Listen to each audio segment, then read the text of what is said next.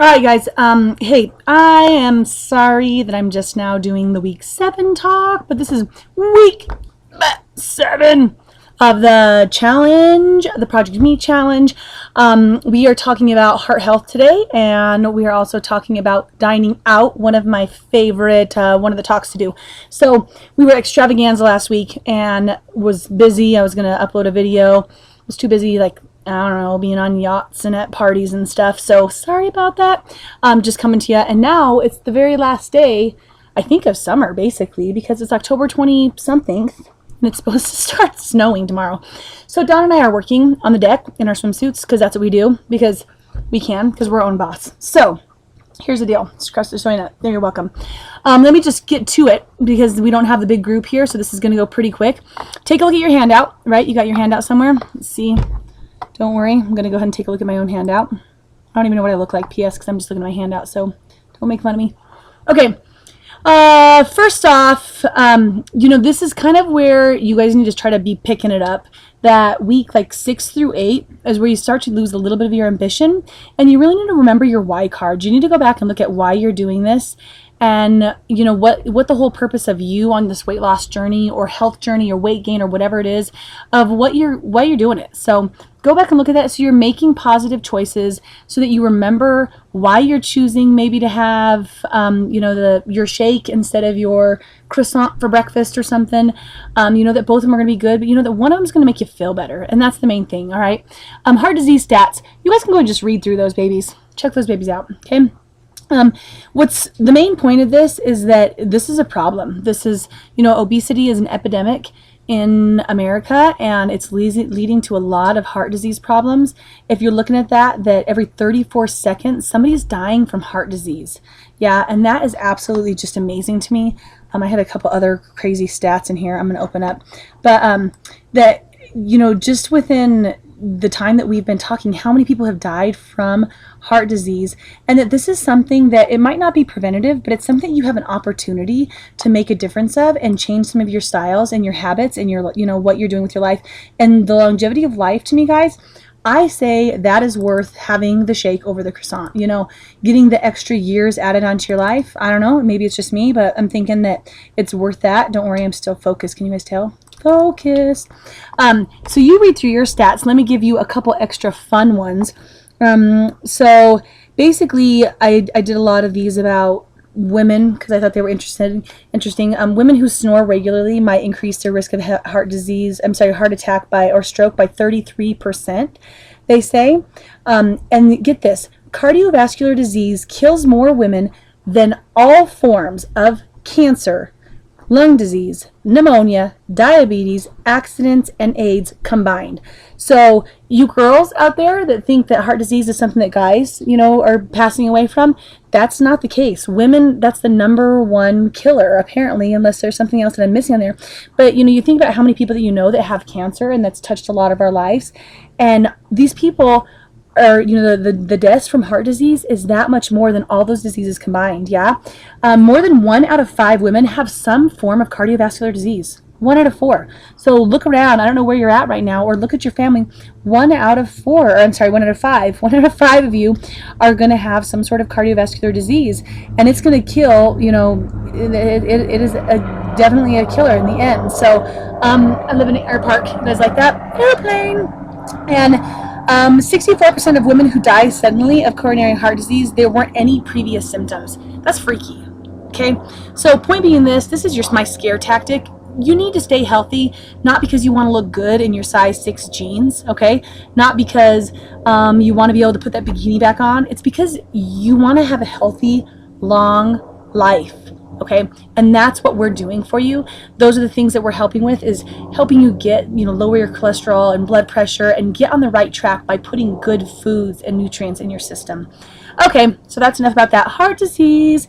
Let's go to our dining out. And I am just mean when it comes to dining out, so if you want to turn this off right now, go ahead and do that. But personally, it's just one of my big pet peeves to have individuals being annoyed with their weight loss, or rather lack thereof, and they're still dining out. It amazes me. It amazes me when people say that they can't afford good nutrition, good health, exercise, and they're going out to eat once a week. I mean, how much are you paying a restaurant? If you're eating out, you can afford to be healthy instead. What you're doing is you're making the choice not to be healthy and to eat out. Okay. I do get it. I do understand that's a lot of a social hour. That's the way that our society is set up. But there's changes that you can make, and it's got to start with somebody. So why not you? I know some of our girls, like their families that used to revolve around eating out and dining out. Now they're revolving around, exercising together, and they do family weight loss challenges and all sorts of other creative stuff. So when you think that the only way you're going to get to have family time is by going and sitting in a restaurant and picking bad food choices, that is not true. All right, guys. So I gave you a little sample of a Chili's dinner right there. Check that out. All right. So, and I thought I was being pretty moderate on this. This is just, somebody going out, let's think like Mexican food style, right? And you're getting in, you have a couple margaritas throughout dinner. Man, you can't even see me. You guys are welcome. I didn't have that up that whole time. Whatever. It's all right. Just try not to watch my face when I do these. Okay. So, basically, you're going out and you're having your beautiful. You're having a couple margaritas throughout dinner time, and then you have, what did I have you doing? It's some chips and queso or whatever. You're just sharing an appetizer or just a sandwich, and then just share a dessert because you're thinking, oh, I'm so full, I'm just going to share this dessert. You just consumed 3,690 calories. 3,690. You guys remember how many calories equaled a pound in the first one? Yeah, 3,500. That's right. So 3,690 means that before you went to dinner, you weighed 150 pounds, and after you went to dinner, you weighed 151. And I know it's not quite literal like that, but that is the point of it, guys. That many calories consumed means that you are going to gain about 1 pound of fat, not 1 pound of muscle, not 1 pound of whatever. 1 pound of fat can be added to your body by that. And that's from one dinner, right? So that was where we talked about just go ahead and if you're going to run and you're going to go have your dinner like that, then that's your 35-mile run the next day, or your 11.5 minutes of Pilates or hours of Pilates, or your 6 hours of jump roping. Remember that talk? So now let's go down to like the tips for dining out without packing it on. So, you're like, well, we are going to go out every once in a while. I totally get that. So what are some little things that I could do to change? Number one, I'm just going to skip because I kind of already talked about that. We can talk about that in a little bit. Number two, choose wisely. Try to avoid buffet foods. Try to avoid your flash fried foods. I know they're cheaper, but they're actually more expensive because you just tack those, baby, the difference between a good food, quality food with that on your like medical bill. Go ahead. It's going to be cheaper, right? And then you've got your let's think Chinese food buffets. Yeah. How many calories could you eat there? Think super salads, right? Everybody's like, well, I'm trying to be good, so I go to a super salad. Most people eat over 1,000 calories when they go to a super salad. You think about it, and even though you are having vegetables, high five for having your veggies, you're also having loads of toppings and dressings, and then you have to have that one breadstick, and then maybe just a little bit of the pizza, right? And then, oh, there is that frozen yogurt. Oh man, but the soup looks good. So generally people are having more than one serving. So if you're going to go to a super salad, get your little side plate and fill that up, and that's it. Don't go back up and don't go back through the line. Maybe you'll do a good job with that. That doesn't sound like too much fun to me. Ow, geez, I just punched myself in the face. I got so excited. Prepare before you go. What that means is seriously look up the menu, how many calories are in what you're about to consume, and stick to that item. Because if you know that you're going there and you're going to pick the 3,000 calorie item, great. At least you know it. You can try to work it out afterwards or work it off, over the next week. But if you don't even know what you're getting yourself into, how are you supposed to make changes? Okay. Try to make reservations so you're not sitting around. It's when you're sitting there with your appetizers, it can be harmful. You eat a lot of calories there, a lot of empty calories. And drink water right off the bat. If you're drinking water, it's going to help you so that you're not as hungry when you're there. They even say just try not to go hungry. Like eat an apple a half an hour before you go. Your stomach will feel a little bit more full and satisfied, and then you won't tend to make as many poor decisions. So, yep, my family goes out every Friday night, and I have an apple and a glass of water before I get there, and I skip the appetizer. Okay, there you're saving calories. Self-control when you sit down. Avoid the free appetizers if you can. Okay, guys, and I know it's like, but they're free. That's me, right? Yay, it's free. I want to have that. But try to avoid it if you can. Just your one basket of chips, sharing it. Do you guys really just share one? Probably not. It is a lot of calories, and you would need to look up the different restaurant that you're going to, but think over 1,000 calories for your appetizer of your chips. Okay, man, you still can barely see me. Awesome. So try to do that, and it's okay to make special requests. It's okay to order off the menu. It's okay to, request that you can get, veggies instead of the French fries. So that's going to make a difference. Avoiding condiments is huge. I used to be the condiment queen. We joke about it in college because you go to, Red Robin, and I'd get the Cluxton fries with the barbecue sauce, the ranch, the honey mustard, the onion ring sauce, and ketchup. And I seriously had to have eaten over 500 calories, over 2.5 shakes worth of condiments, for reals. Guarantee some of you do that. Don't pretend like you don't. Okay.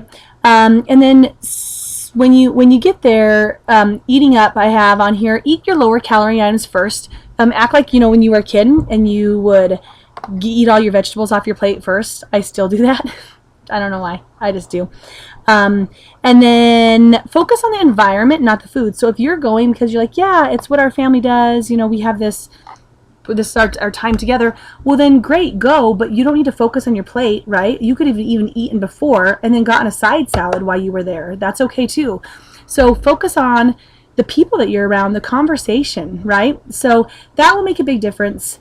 Those are kind of our first ones. Dessert, if you guys can skip it, my goodness, it's going to save you a lot of calories. And do you really need dessert by the end of dinner? You're stuffed. You're going to feel like crap when you go home anyways. Okay? Moving down, so you're like, I'm a businessman and I travel and I have to eat out and I have to take clients out and it's part of what I do.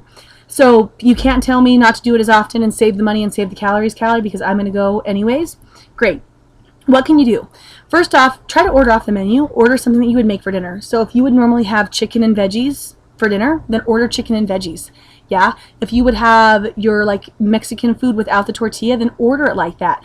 And even make your special requests. Ask them to not flash fry your meat before they grill it, because a lot of the restaurants do that where they'll flash fry it and lock in all those tasty, preservatives and tasty everything that's in there. Ask them to not use butter or cream sauce or cheese or gravies. Definite easy one is completely avoid your appetizers and your desserts, guys. Water. Avoid your drinks, and you'll be able to make it through a little bit better. Getting close to my time here, so and then count the calories and work them off. So we already said that. Look up your restaurant. Know that you can get a Chipotle bowl, the right way for 500 calories and your 50 grams of protein, which is awesome. But you have to order specific things, so know that before you go. That's the bulk of what I want to talk about on here, guys. Is if you want to be successful in the long run, so many people say, well, yeah, I tried that, and then as soon as I got off of it, whatever program it is, as soon as I got off of it, I put all the weight back on. But you know what they actually did? They started stopping at Chick-fil-A a couple more times than they were before.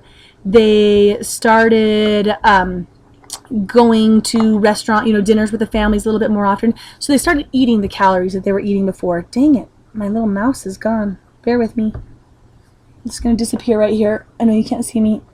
Okay, I'm back. Bam!